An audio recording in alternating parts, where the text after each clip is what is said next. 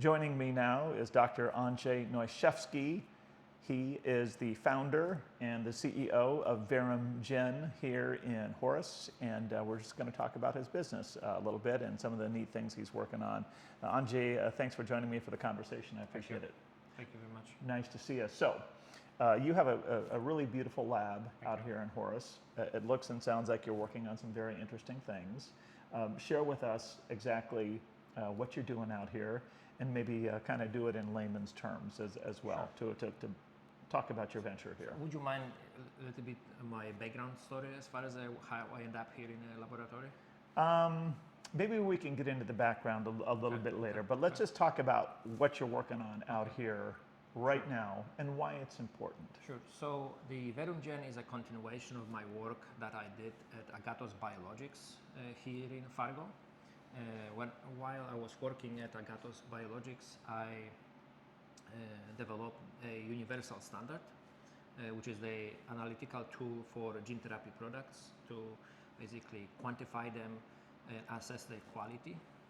And also, I would like to provide a laboratory space for the young scientists in Fargo area that want to focus on some sort of research and development, early stages of their work, and are looking for a laboratory space and also possibility of some sort of consulting with me. I'm always happy to basically pitch in a little bit if necessary or needed, so the young scientists can have a good environment for their work.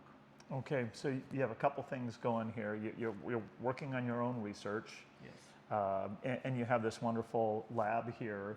Yes. That I guess we can maybe call kind of an incubator for entrepreneurs and professionals who are working in the area of biologics and research and some of the things you're doing. So you have a couple different stories going on here right now. Talk about specifically the gene therapy research that you're doing right now and what you're trying to accomplish and kind of where you're at in that process. So, as I mentioned, universal standard is a positive control. So, in layman terms, in a way, it's like a ruler. Or if you perform some sort of measurements, and they are relatively complicated as far as those measurements involve, how many different steps, it's good to have a control of the process of measurement that will tell you if the whole process went well or not when you are actually measuring your unknown sample. So the universal standard is basically, as any other standard, plays that particular role. However, what's about this product interesting is that it can be applied to many different gene therapy products out there in a market. So instead of having multiple different positive controls, you can have one highly and very well qualified positive control and use them across other products. So basically that simplifies greatly measurements and basically comparisons of those processes across different products. So the problem your research, your product is solving is exactly then what? So basically, when I started working on quantification of those AAV particles in this case, I started buying different positive controls, and all of those positive controls cost money, that's one. Some of them did not come with the well-defined certificates of analysis or what type of methods were used to quantify those. So in general, this was relatively complicated to work on different products at the same time. And after a while, I just come to a conclusion that why not to put multiple different elements which are present in those different products in one single artificial AAV genome. And I did it, and Agathos Biologics helped to develop that product, and it's working right now, and I would like to, at this point, further popularize it. Popularize it, meaning bringing it to market, yes, perhaps? Market. And are you maybe exploring partnerships? Do you want to maybe be acquired, or do you want to partner with some other firms? I mean, talk about kind of what your immediate goal is here right now. I would say the immediate goal would be to basically license that product to the company as a, like I said, positive control for their assays, because those are used in a particular technology In this case, it's called digital PCR. Again, this is a perfect tool for titering of that molecules and also more assessment of the quality of those genomes of those particles measured. So the licensing could be the most immediate need, I would say, of the company at this point, and probably development of different versions of that standard. Do you feel like you're getting close to bringing this to market or licensing this on a widespread basis?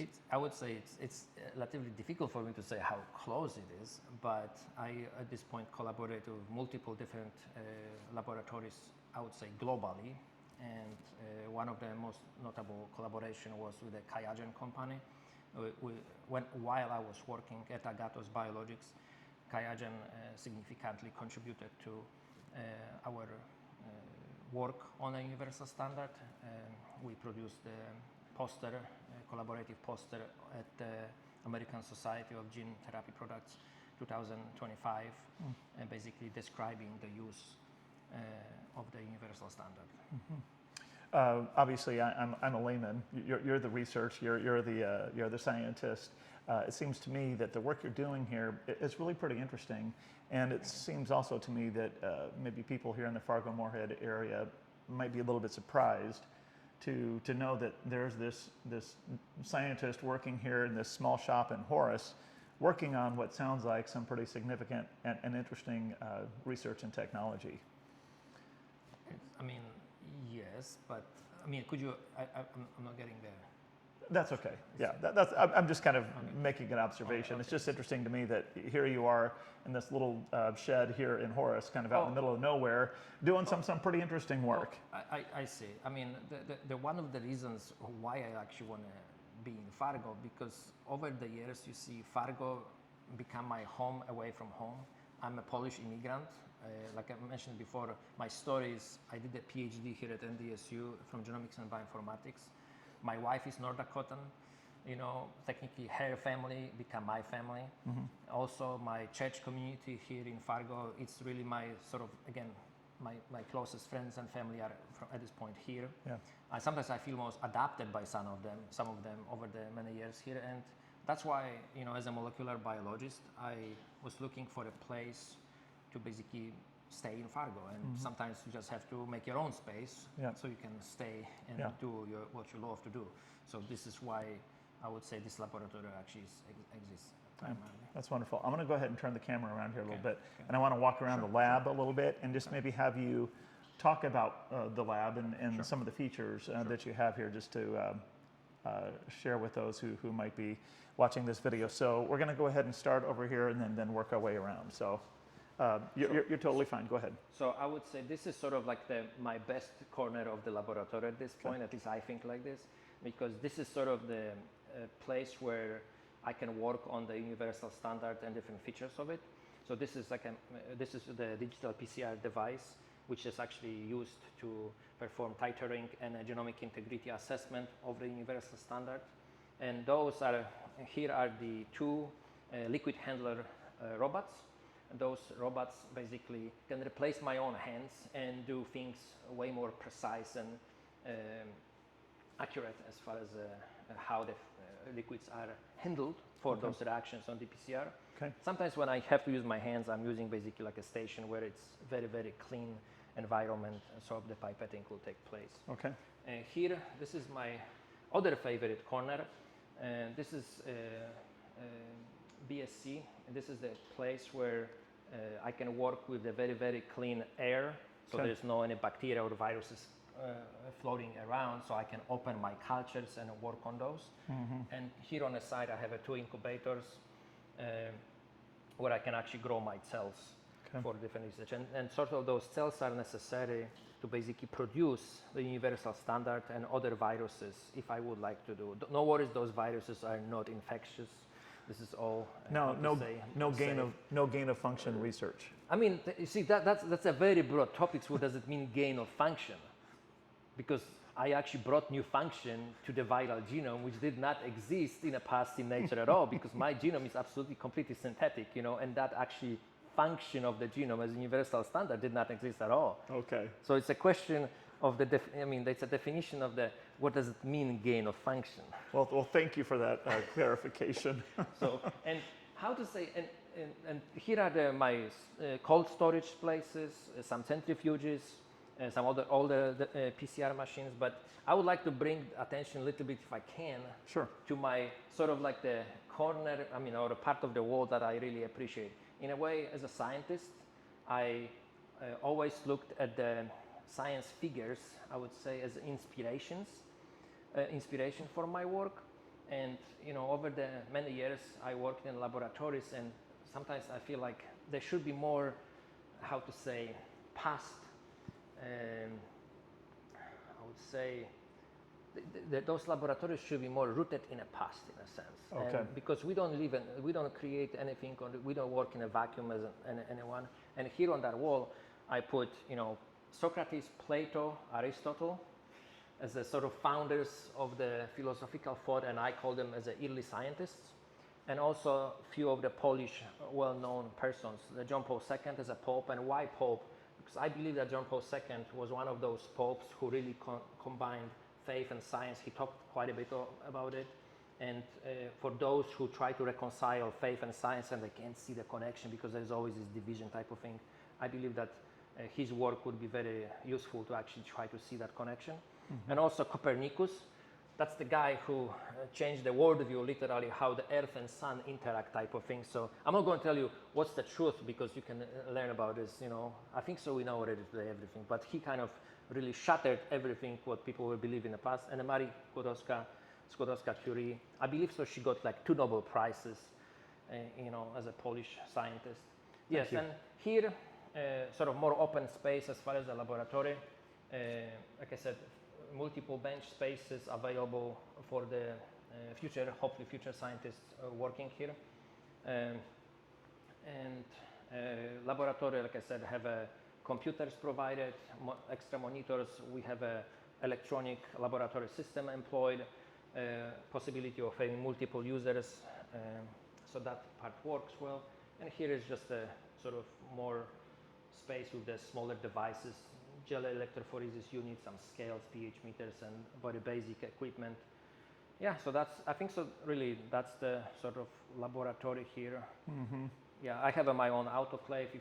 So really laboratory have almost everything what you would need to work in the sort of molecular biology laboratory independently. And you have some surrounding office space here as well, some workstations and such for others who might want to come and work here either with you or independently. Yes, so the space at this point have a very nice conference room, nice monitors also, and then if a person who will lease equipment also will have a chance to have a cubicle equipped with a computer and monitors and basic necessary office equipment. So you technically don't have to worry about anything. You just basically pay your monthly, fee, and you literally get the laboratory space and office space for your disposal. Oh, wonderful. Good for you. In closing, is there anything else about your work here or your research that you're doing that you want people to know about? I think my existence here in a way fits well into the idea and sort of desire of North Dakota and Fargo area to develop more bioscience spaces or companies in this space, in this area. We have Aldevron, we have a Genovac, obviously laboratories at NDSU, but in a way sort of those are much larger and mature institution. And sort of Verum Gen is one of those literally startups who would like to bring more of those younger, I would say, companies to this area and help at the same time younger scientists who are graduating from NDSU to basically pursue their own independent research in this area. So I think so that's sort of overreaching. Yeah, thank you for that. Really super interesting. Again, we're visiting with Andrzej Noyszewski. Forgive me. It's okay. No I'm working on it. Ph.D. and founder and president, CEO, and the janitor at Verum Gen. For those who want to learn more, what's your website? Website is verumgen.bio. Okay. So Verum, Okay. Verum Gen, like genetics, Okay. .bio. And there you have information about laboratory space and equipment and also universal standard. All right, terrific. Thanks so much for the visit Thank you today. very much for coming and giving me the opportunity to speak. It was my pleasure. My name's Tom Tucker, by the way. I'm Director of Advancement at Capstone Classical Academy in Fargo. You can learn more about Capstone at capstoneclassical.com. Thanks for watching. Have a great day. Thank you.